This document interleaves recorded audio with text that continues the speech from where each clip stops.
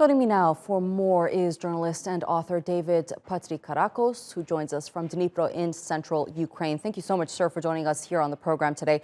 Now, we're seeing more countries that are neutral militarily make a significant shift in their security policy by wanting to join NATO. We're seeing Finland and Sweden wanting to make this move at the same time. Do you think that Ukrainians, however, will pay the ultimate price of an increase of NATO presence along Russia's border? Hi. First of all, I'm no longer in Dnipro. I'm now in Kiev. Look, I think Ukrainians are paying a price already, so I'm not really sure what more they can suffer. The countries joining NATO are doing so for a simple reason, that Russia has proved to be again and again aggressive and has not respected the sovereignty of its neighbours. So I think this is probably only a good thing, because there are now more states around Russia and in Europe that are cognizant of the irredentist, expansionist and imperialistic threat that Russia poses. So I welcome these developments, and I think people in Ukraine do as well. Since the war began, experts have been trying to somewhat figure out what Putin's endgame is going to be, and he's very focused on the Donbass region. We saw that clearly during his speech on Victory Day.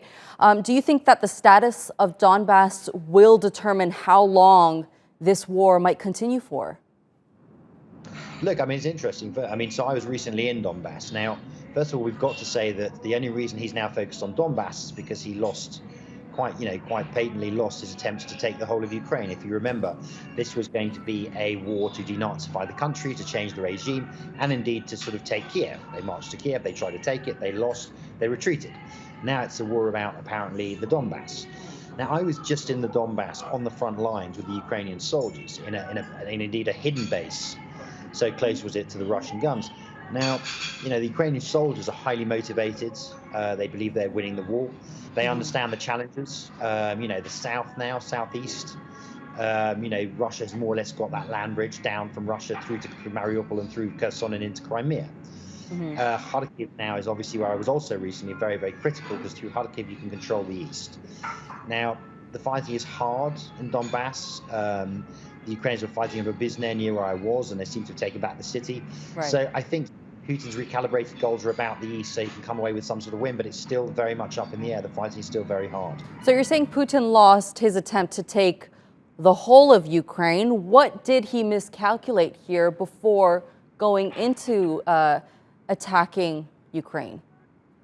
Well, I don't think it's, I say it, I think it's kind of palpable, isn't it? They tried to, they went back, they've given up. I'm now in Kiev. It's no longer being besieged. Look, it's a very interesting question that you raise, because I'm still astounded by some of the things that Russia did. But I think at the tactical level, there were so many mistakes. But I think overall, strategically, I think he genuinely believed what his lickspittles told him, that it would be a war that would take 3 days and the Ukrainians would welcome him with open arms. The Russians with open arms liberators, and they did not, they have not, and they fought very hard. I think Western equipment and intelligence help has played a role as well, but fundamentally did not understand the people next door to him.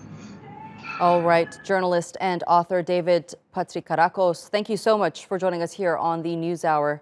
They're live for us in Kyiv.